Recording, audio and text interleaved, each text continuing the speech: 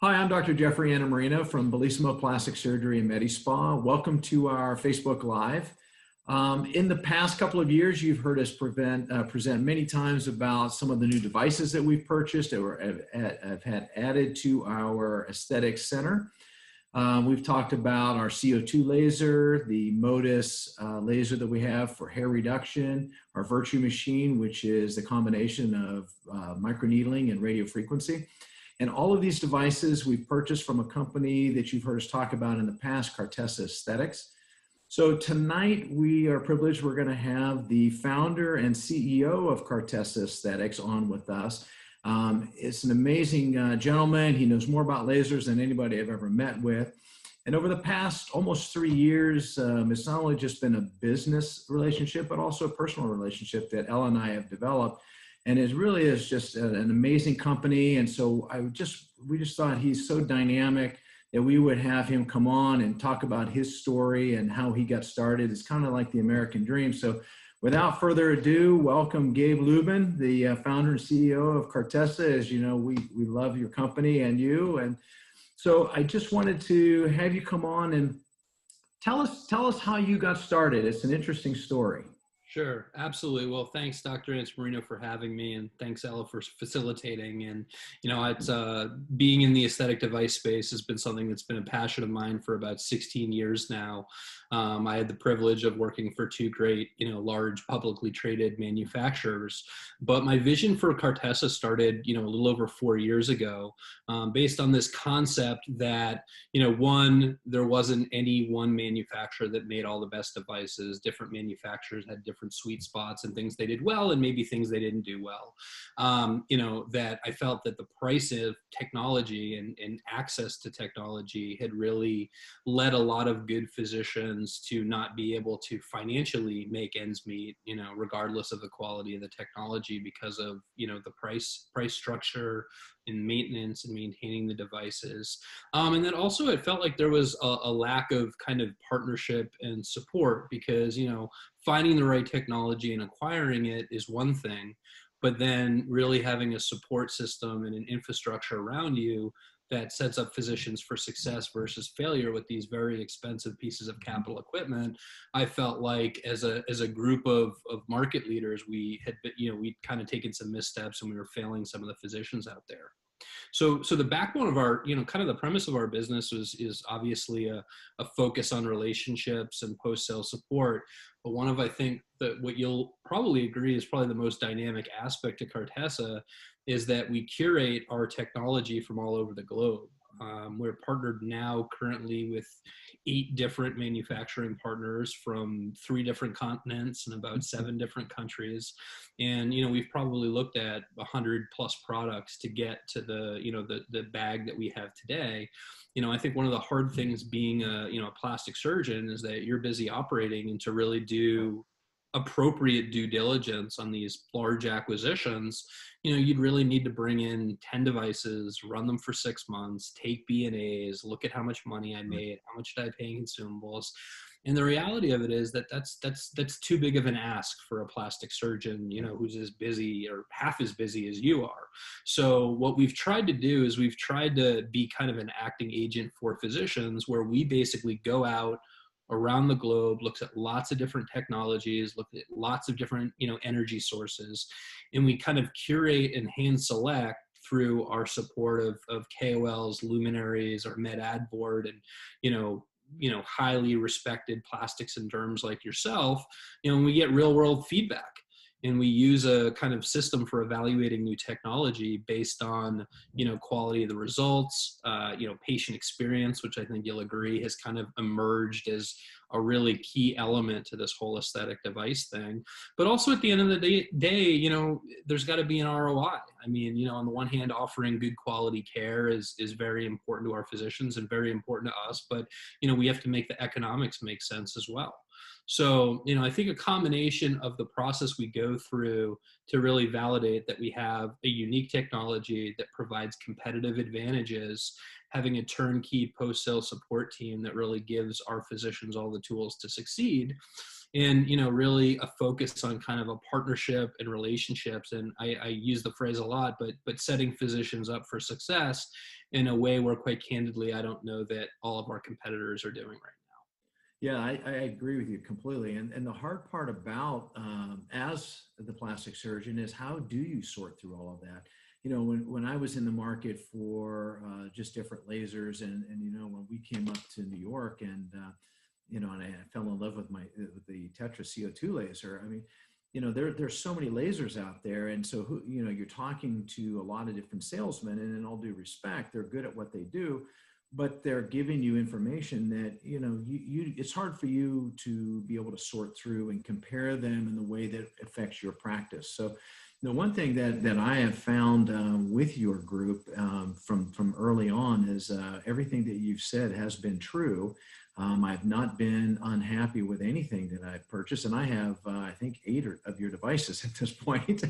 And so, you know, and anytime we've had a question, the post-sale support is fantastic. I mean, we all have, as plastic surgeons, have devices that have become coat racks because they just never lived up to the hype, or they just weren't that effective. And so you really couldn't, in good conscience, sell it to your patients because you knew it really wasn't going to work all that well. So you just ate the cost and put it in the corner. But I don't have that. And you guys have always been available. And I think that's so important.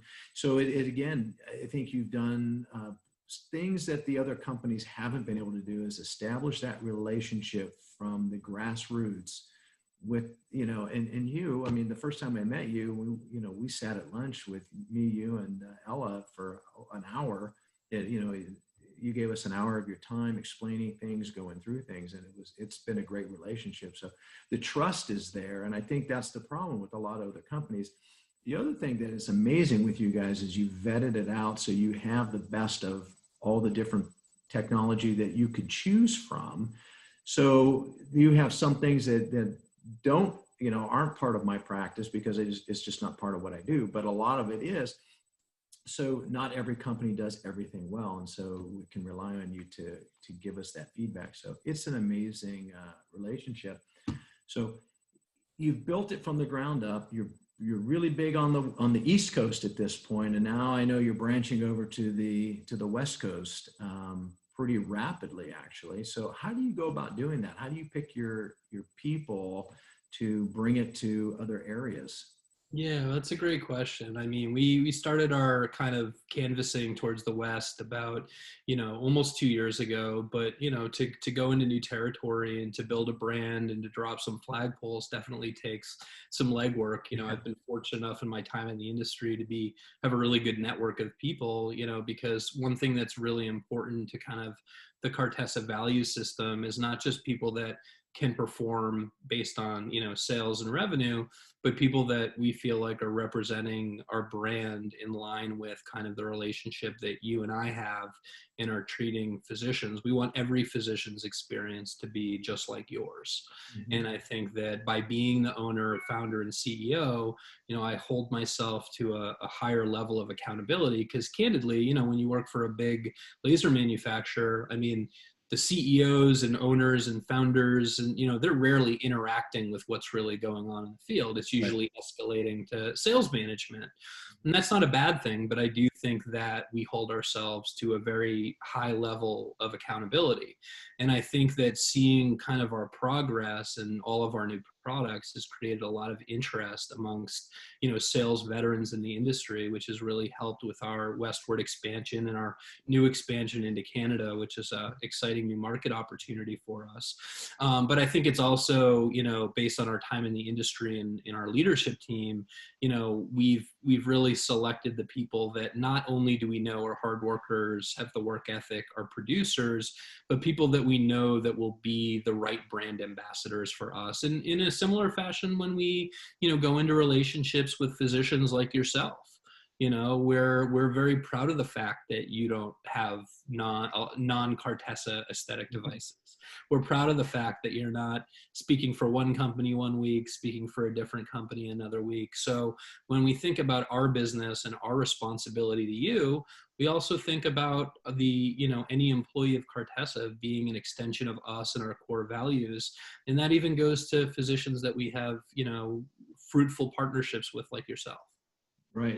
Yeah, I remember the first meeting that we were up in New York, and I remember you gave the opening remarks, and one of the things you said was you're the most common clients that you have are repeat Yeah. customers. And so, and I was sitting there listening to that, and then I realized that in about 2.5 years, I was that person of about 7 or 8 more times over. And so, it just hats off to you for keeping it in that same vein. You've never gotten away from that.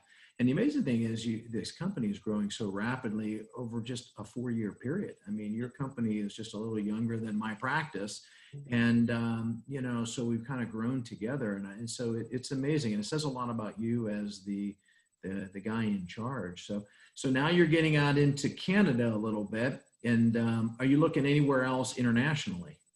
It's a good question. We get asked it a lot right now. We feel like there's so much opportunity in North America, and I think in a lot of ways we're doing a great job. But in terms of a business opportunity, we feel like we're barely scratching the surface.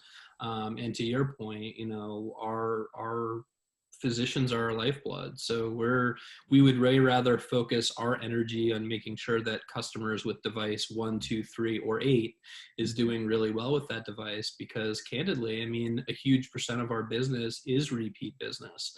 And if you sell someone a piece of technology and they do well with it, they're a lot more likely to buy that next piece of technology versus someone that doesn't have any relationship with you versus any of your competitors. So I think we've really focused a lot of our energy on trying to create a world-class experience for our loyal physicians. And one of the major challenges, just candidly, is to make sure we're growing our post-sale support team, our marketing team, Keeping up to with the progress. continue to have substantial headroom to offer the world-class support we have been. But we've subscribed the philosophy we'd rather hire someone 3 months too early than 3 months too late. Right. So rest assured, it's very much at the forefront of our concern. But a big portion of our secret sauce has been really investing money in nurturing relationships with existing physicians versus, I think, more of the historical stereotype where, you sell someone a piece of equipment and then it's move on to the next. And, Right. you're kind of the wake is left behind.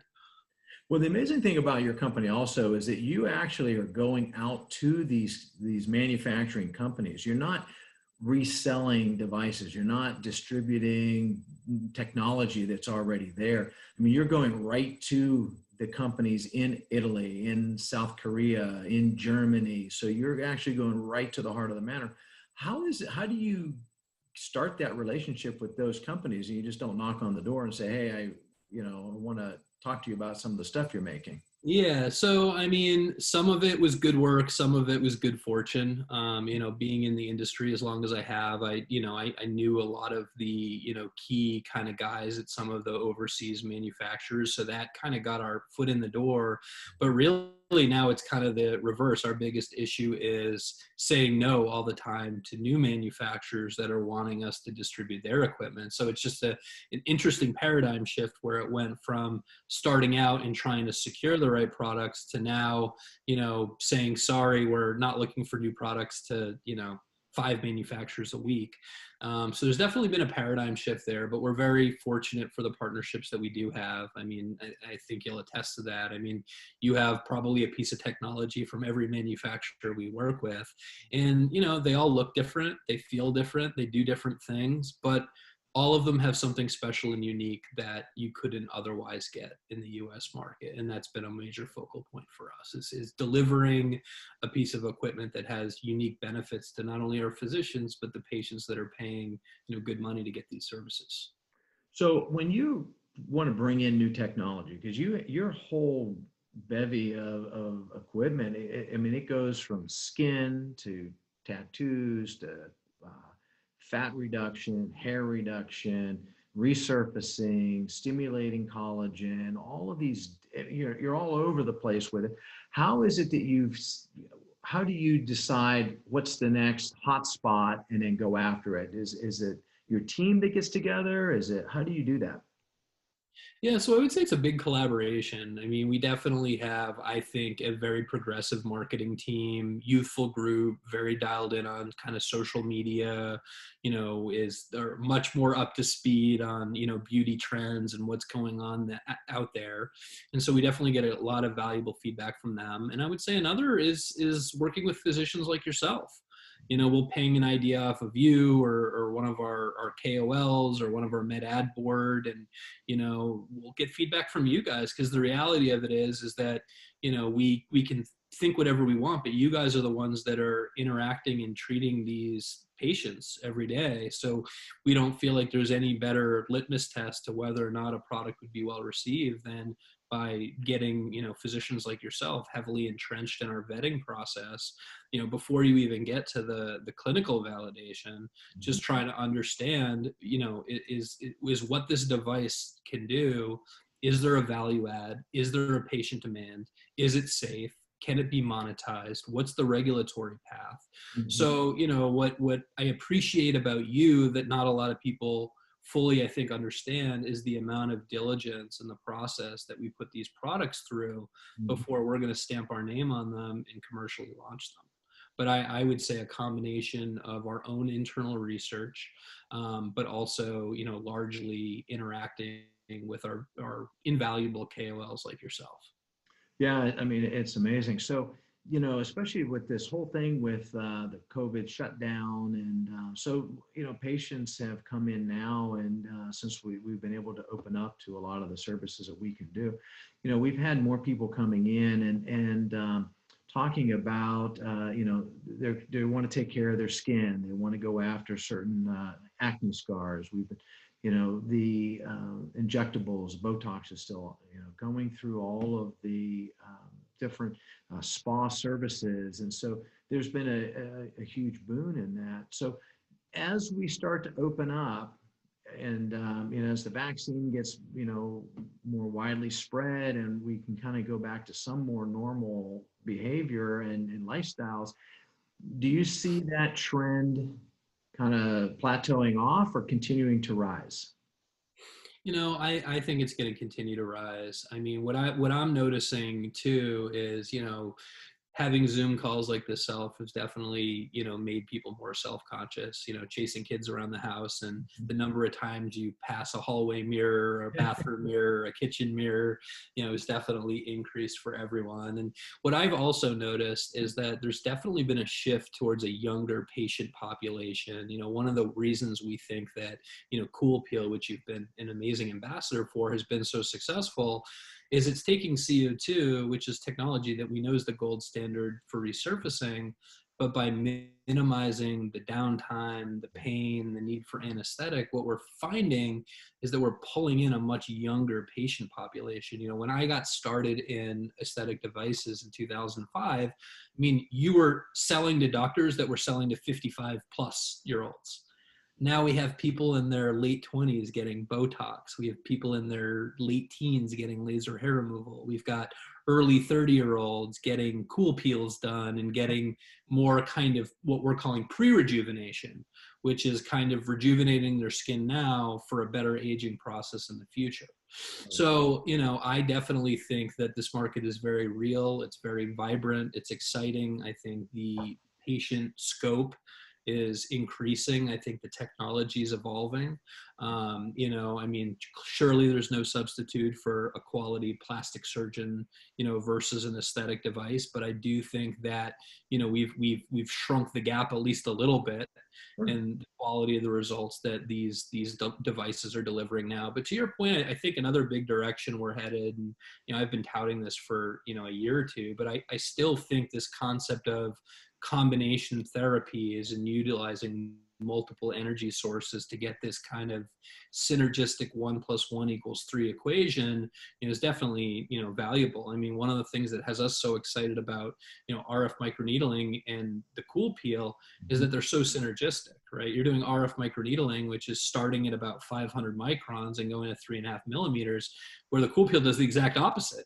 Right. It it only goes a few hundred microns, but in terms of getting off that dead layer of skin, superficial pigmentation, static lines, superficial rhytids, it's great. So we're looking for kind of synergies between technologies, and we think that the physicians that really embrace that concept of combining pharmaceuticals with multiple energy-based devices, those are the ones that we think will really be the bigger players, downstream as we continue to move further and further away from COVID. Well, I agree with you 100%. And that's what I've seen in my practice. I mean, I've been at it 20 years now. So I've seen this whole genesis of not only Botox and dermal fillers. I mean, when I started, Botox was just taking off. We were still spot testing collagen injections. We don't even do that anymore. It's so much better. But using the surgeons that understand that there's a limit to what surgery can do, there's a limit to what the technology can do, but together they're phenomenal. And so when you can talk to a patient, say, really for now, what is your goal? And then because of this, we're going to do X, Y, and Z. For somebody else, it might be A, B, C, to get them to what their point, what their final point is. And I think the technology has changed tremendously, and I agree with you, it's going to go through the roof. I just had a patient today who, it was interesting, I had operated on her just recently, about 3 weeks ago, and she and I were talking, and she said that it was about 10 or 12 years ago, she had the old-fashioned CO2 laser resurfaced her face, and she said, oh my gosh, she said, that was just crazy. And I said, yeah, you did it the old fashioned way. And I said, how was it? She said, I wouldn't do that anymore. Right. And so she said she had, it took her about a month to get over that. And I was laughing. I told her, I said, I just did mine 8 days ago. And she's looking at my face, and I had no open wounds, and so you can get the same results over a little bit more time, much more safely today than you could all those years ago. And that CO2 is phenomenal. We've known that from the beginning, but now the technology has caught up to where it's safer, much better, and you can add it to things that I already do and get a better result. So the facelifts are better because we can add stuff to it. So sure. Yeah, I think it's going to continue. So what do you see as, we've gone through resurfacing, we talked about tattoo removal, all these things. What do you think in 2021, now that we're at the beginning, what do you think the next hotspot is? Do you think it's still going to be less invasive or non-invasive fat reduction? Is it going to still be more facial things of rejuvenation? What do you think is going to be the hotspot? Yeah, I think all of these, there's going to be huge demand. The non-invasive body contouring space has been, probably the hottest topic over the last, 5 to 10 years. I think the issues with non-invasive body contouring has simply been that there hasn't been one product that I think has delivered results substantially better, than one of the other technologies. There's certainly brands that have been built better, and there have been brands that have been more well adopted by patients, but I still think that the delta between tumescent liposuction and non-invasive body contouring has been so vast that I don't think we're anywhere near to what that market will look like 10 years from now. But one of our goals, and this, is that we're all about looking for efficiencies and giving physicians a better tool, patients a better treatment, and better return on investment. So we're really excited for you to be one of the the first sites nationally with Physique, which is a dual modality diode matrix and EMS that delivers both heat and EMS for a more complete body solution. So we're really excited about that product. I do think for sure the non-invasive body space will keep growing, but I do think, to your earlier comment, that so many more people are on Zoom calls or looking in mirrors more, that I think that the skin rejuvenation market, and not just face, but face, neck, hands, right? We talk with our hands. They say, other than your face, your hand's second best indicator of your age. So I think this concept of areas of the body that can be visible via camera or interacting with other people is going to be very hyper growth. And I think that, but you know, a rising tide floats all boats, and I certainly don't expect the non-invasive body contouring to go anytime soon. Right. I think you're going to continue to see, you know, minimally invasive technology that continues to try to find that sweet spot between totally non-invasive and totally invasive. And you know, a lot of what you see in our market is we kind of go round and round and round, but each reiteration, you know, there's a vast improvement. I mean, historically, right, 25, 30 years ago, it was CO2 or erbium, you know, flat beam erbium, non-fractional. Then 2004, 5, 6, 7, there was this huge immersion of non-ablative fractional. Right. Then people realized it still really hurt and you need a lot more treatments to get a similar result. And then we migrated to fractional ablative, but there was still downtime, there was still hypopigmentation, there were still lines of demarcation, and that market we feel like kind of froze. We, you know, believe that when we launched CoolPeel about 2 years ago, we really reinvigorated it. So there's a degree of round and round and round we go, but I think with each round we make an improvement. We find better ways of utilizing technology. But you know, for us, we want to make sure that we're focusing on technology that we know is going to be relevant. I think part of the problem also for physicians is there's a lot of hype and there are a lot of kind of transient fad markets that kind of come and go. Like it's really hot today, everyone buys it, and then two years from now, the market totally collapses. So, you know, I know it feels kind of redundant that we keep focusing on skin rejuvenation, resurfacing, wrinkles, lines, vessels, pigment, hair, skin tightening, skin toning, body contouring. But again, these are the treatment indications that we feel like we're confident we will still be relevant in 20 to 30 years from now. So to your comment, which was well put, you know, a lot of these devices become coat racks in 2 to 3 years, and that is the antithesis of what we stand for as an organization.